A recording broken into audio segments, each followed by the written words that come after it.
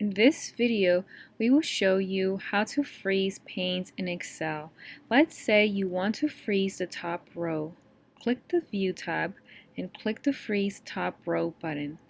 The top row will be visible when you scroll down. To unfreeze, click Unfreeze Panes.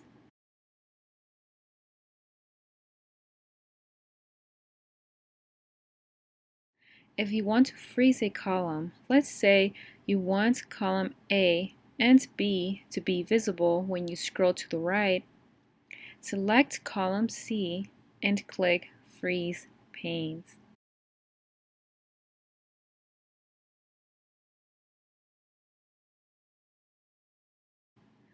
Follow the same steps to freeze rows.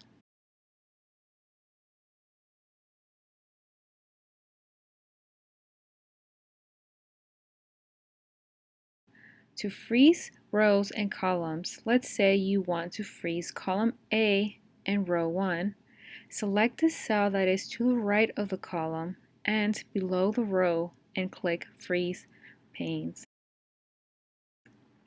The rows in the column have been freezed. If you like this video, give it a thumbs up.